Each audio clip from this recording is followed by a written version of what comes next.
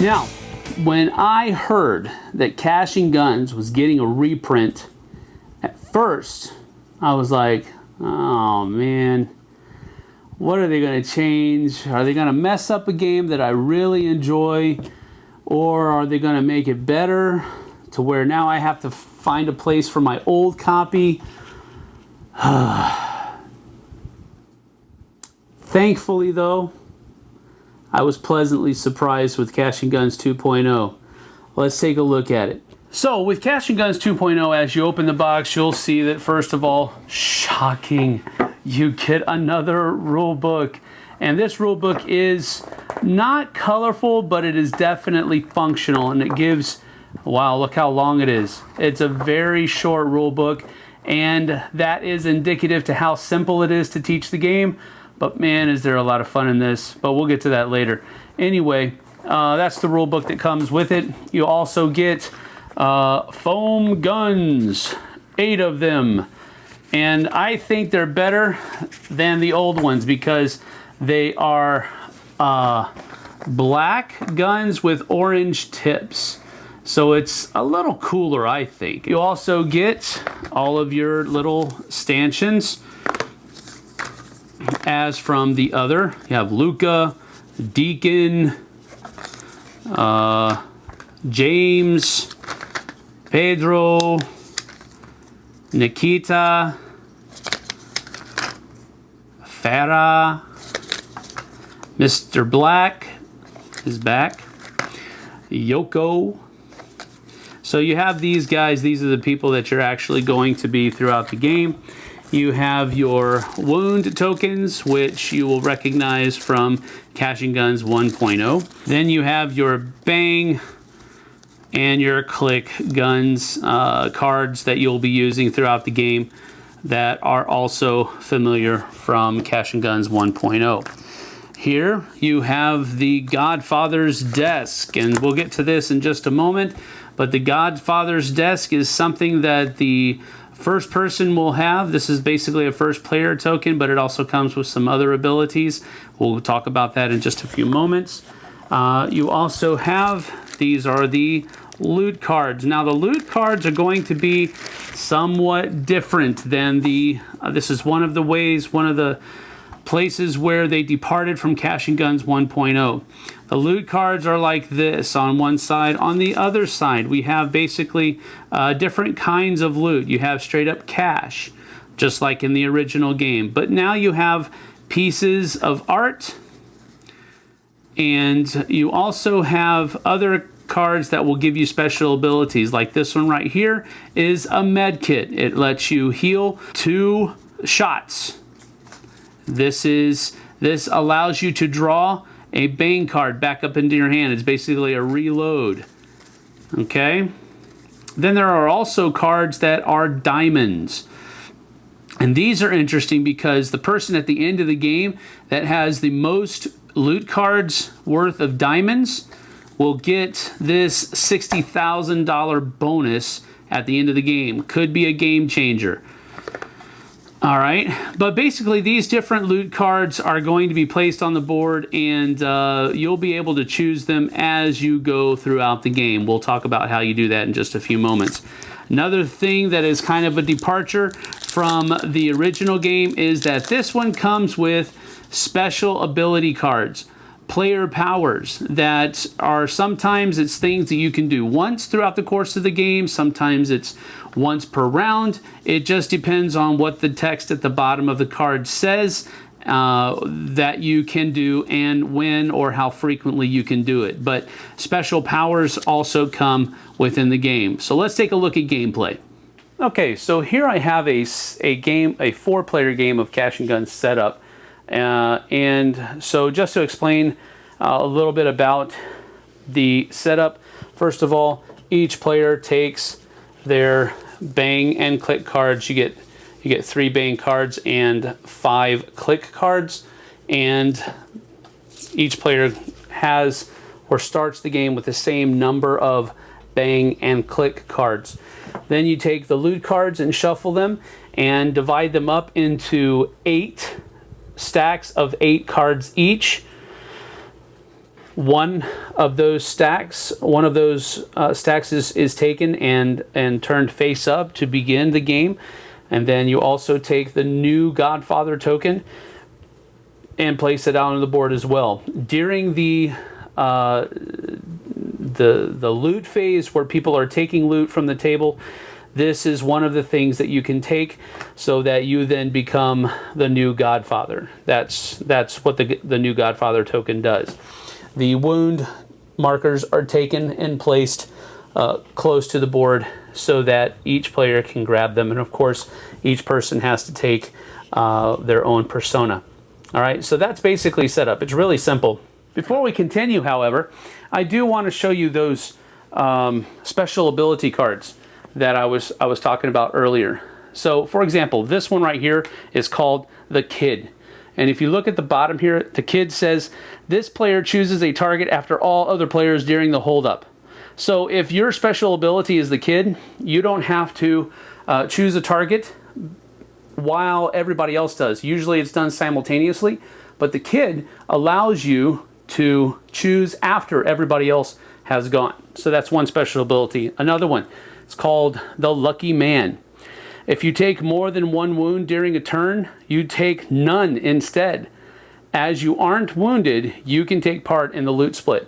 So this is one of those special abilities that counteracts when one person in the game is being picked on or what have you. It's probably in good fun.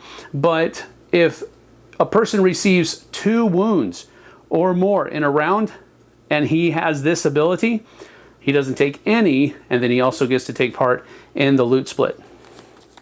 The Good Friend.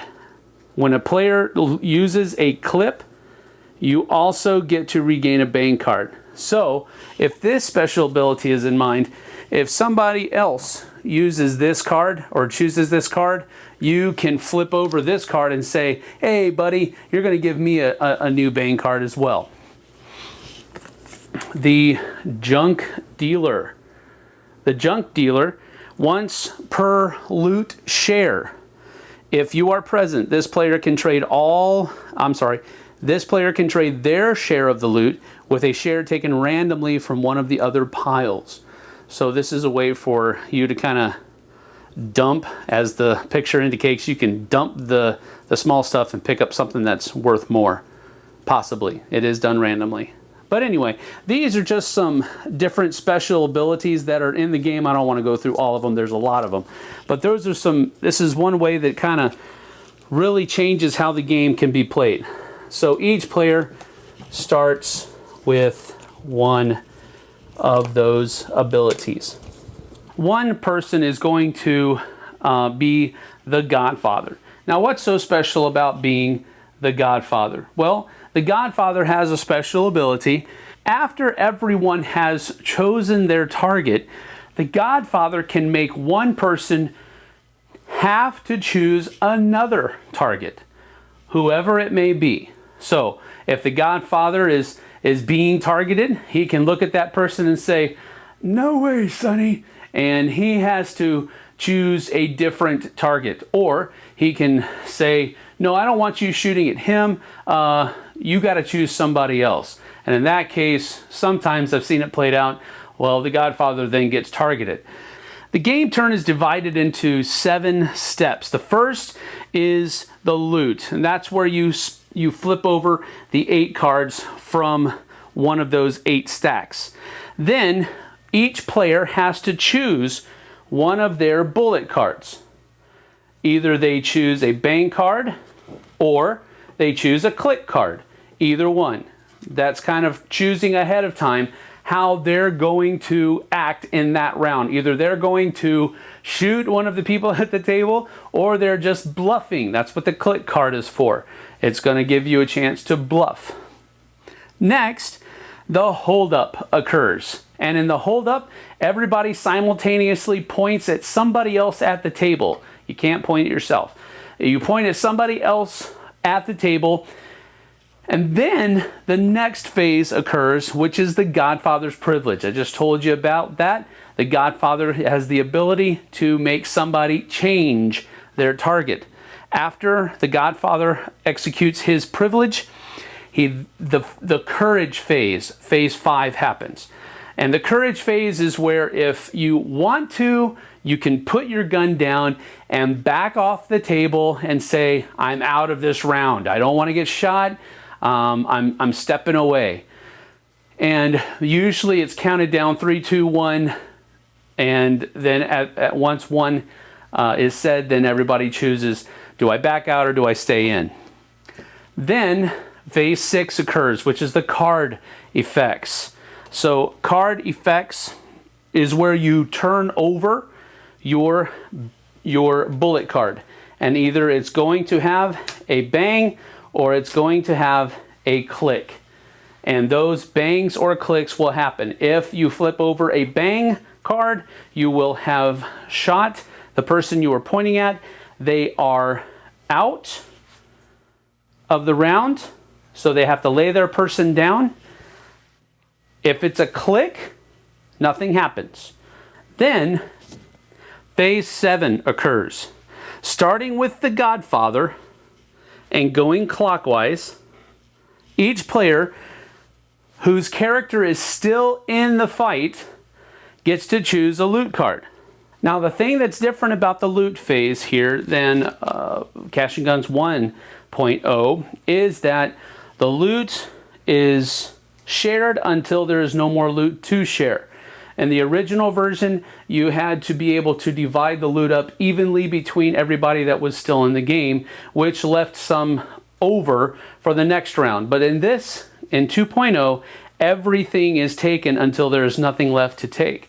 Since Deacon was out, Godfather is not actually a person. It would start with Luca. Luca says, I want the 20 grand. Then it goes to Mr. Black. Mr. Black says, yeah, 20 grand sounds pretty good. Comes to Nikita. Nikita says, well, I'd like to have my Bane card back, so I'm going to take this. Then it comes back again. Deacon is out because he was the Godfather. He got shot. Luca comes back. Okay, I'll take the 10 grand. Mr. Black comes. 5 grand. Nikita, diamonds are a girl's best friend. We come over here, take that. And then since these are both the same, that's how you would do it. Now, everything has not yet been taken though, because we have this Godfather thing out here. The problem is that this does not have to be taken.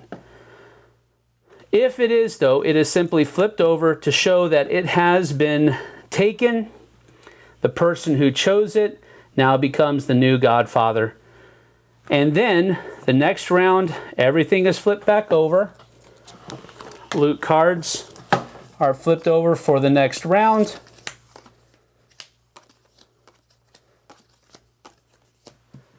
And the next round of turns begins. This continues until all 8 stacks of 8 cards each are gone through. After the end of that 8th round, people add up their loot cards, and whoever has the highest total wins. Now, one of the kind of loot cards that I need to go over because it is different than from the original game, and it's definitely part of this game, but it is the art card. Now, the art card shows that it is worth a certain amount of money for how many art cards you have in your hand. So, if you have only 1 art card, that card is worth $4,000. If you have 2 though, those 2 cards together are worth $12,000. If you have 3, it's worth, all 3 of them together are worth $30,000, and so forth and so on. So as you can see, art cards, you really need to keep an eye on who is getting the art cards and how many of them they are taking. If there's only one person taking all the art, you can pretty much guarantee they're going to win. Even if somebody else does get that $60,000 bonus for having the most diamonds. Cash and Guns has always been one of my favorite games to play. As I said originally, when I heard it was coming out with the reprint, I was very anxious about what they were going to do with it, or were they going to dumb it down, or were they going to make it, just completely different than the original, or were they going to improve it? It was up in the air. I didn't know. When Cash and Guns 2.0 first came out, I believe it was well, it was last year, but when I first saw the reprint version of it back in Origins 2014, I was very happy. I'm one of the ones that didn't really care for the older artwork. I like this new, more cartoony version of the artwork. I also like the new additions to gameplay that they have added to it. I'm glad that they took the cops out of it. I thought that was a rather clunky part of the original Cash and Guns, and they just completely removed that from the game. So I like that. That was a good thing in my opinion. I like the addition of the Godfather, where he can choose to make somebody change their target. I like the new player powers that can be used, that kind of switches up how the game is played. I like how all of the different loot cards are divided up and how they're all divided up every single round. And you have the choice to choose. Do I want to get more money, or do I want to reload? Do I want to heal? Do I want to go for diamonds, or do I want to go for art, or do I want that Godfather token so that I can go first and have the ability to make somebody else target somebody else at the table? There's a lot of cool additions, a lot of cool changes to this game that I think made a good product even better. So I'm going to give this, beyond the shadow of a doubt, 2 Colt 45s up in the air. Bow, bow, bow, bow, bow. Because this one knocks it out of the park. I enjoy playing it every time that it comes to the table, and that is reciprocated by others that are playing with me. I have never had somebody say this game is just stupid. I've always had them, hey, let's play again. It's really great. Party-ish type game, lighthearted fun. Go check it out. Cash and Guns 2.0. Thanks so much for watching the Dice Tower videos. Find more great videos and reviews, as well as our top-rated audio podcast at Dicetower.com. You can also find other great shows at DicetowerNetwork.com. I'm Eric Summerer, and you've been watching The Dice Tower. The Dice Tower is sponsored by Cool Stuff Inc., where you can find great games for great prices. Cool stuff in stock. Check them out at CoolStuffInc.com.